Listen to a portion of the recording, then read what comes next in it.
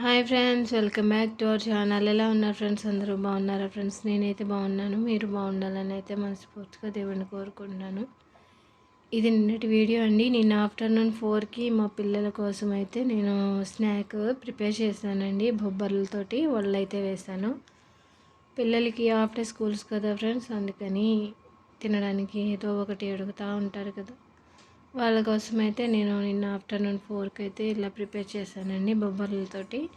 చాలా క్రిస్పీగా టేస్టీగా చాలా బాగా వచ్చినాయండి. వీడియో అయితే ఎక్కడ స్కిప్ చేయకుండా లాస్ట్ వరకు చూడండి. ఇక్కడైతే బొబ్బర్లు అయితే నేను మార్నింగ్ 10కి అయితే నానబెట్టేసుకున్నానండి. అంటే 4కి అట్లా నానిపోతాయి కాబట్టి నేను 10కి అయితే బొబ్బర్లని నానబెట్టేసుకున్నాను. అవి నానిపోయిన తర్వాత మనకి దానిపైన ఉన్న తొక్కనైతే రిమూవ్ చేసేసుకోవాలి. తొక్కను తీసేసుకొని ఇక్కడ నేను మిక్సీ పట్టేశానండి. కొంచెం ఎక్కువగా వేసుకుంటే మనం గ్రైండర్లో వేసుకోవచ్చు. కొంచెం తక్కువ కాబట్టి మనం మిక్సీ పట్టేసుకొని మిక్సీలోను ఇక్కడ మరీ మెత్తగా కాకుండా కొంచెం బరకగా మిక్సీ పట్టుకోవాలండి. 2 పచ్చిమిర్చి వేసి తర్వాత దీంట్లోనూ చిన్న ఉల్లిపాయ, కొంచెం కొత్తిమీర, మళ్ళీ కొంచెం అంటే ఒక చిన్న పచ్చిమిరకాయ అయితే వేసానండి. ఆల్రెడీ దాంట్లో వేసాను, కానీ మళ్ళీ చిన్న పచ్చిమిరకాయ అయితే వేసాను. తర్వాత జీలకర్ర, ఉప్పు, లైట్గా పసుపు, కారం. ఇక్కడైతే మొత్తం అన్నీ మిక్స్ చేసేయాలండి. మొత్తం మనకి పిండికి అంతా కూడా మనం వేసిన మసాలాలంతా కూడా చక్కగా కలిసేంత వరకు కూడా కలుపుకోవాలి మనం. ఇక్కడ నేనైతే పిండిని మొత్తం అంతా కలిపేసుకున్నానండి. కరివేపాకు కరివేపాకు అయితే వేయలేదు, కానీ కొత్తిమీర అయితే యాడ్ చేశాను. అన్నీ వేసేసుకున్న తర్వాత పిండి చూసారండి, మనకి వడ వచ్చేలాగా, అంటే మరీ పలుచగా కాకుండా కొంచెం గట్టిగా అయితే మనం మిక్సీ పట్టుకోవాలండి, వాటర్ వేయకుండా. నేనైతే అలాగే వేసాను.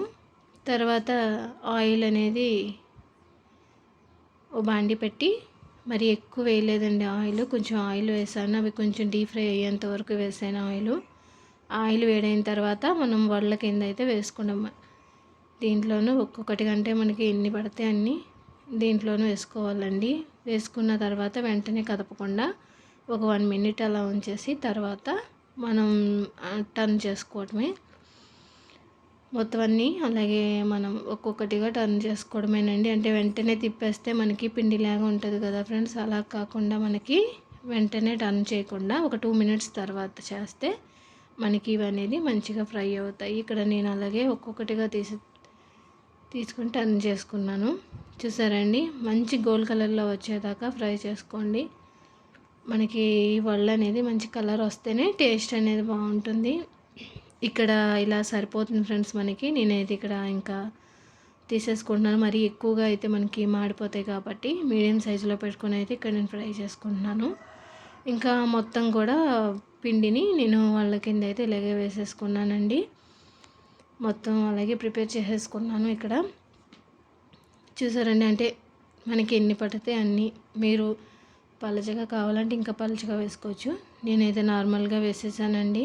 చూసారండి, చాలా క్రిస్పీగా టేస్టీగా చాలా బాగా వచ్చినాయి. కావాలితే మీరు ఇంట్లో శనగపప్పు కూడా వేసుకోవచ్చు, కానీ నేను మా పిల్లలు తినడానికి అయితే వేయలేదు.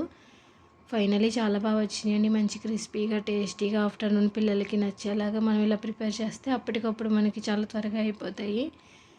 ఓకే ఫ్రెండ్స్, ఫైనలీ నేను చేసిన బొబ్బర్లతో వడలు అయితే స్నాక్స్ ఎలా ఉన్నాయో ఖచ్చితంగా అయితే మీరు కామెంట్ చేయండి, లైక్ చేయండి, షేర్ చేయండి, మన ఛానల్ని అయితే సబ్స్క్రైబ్ చేసుకోండి. Thanks for watching.